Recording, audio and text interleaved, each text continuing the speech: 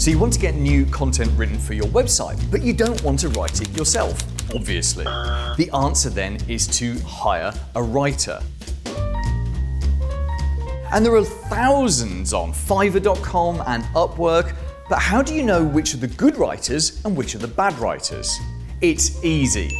You put together a brief of exactly what you want, and then you give that brief to 5 different writers. Yes, you pay 5 different writers to do exactly the same work.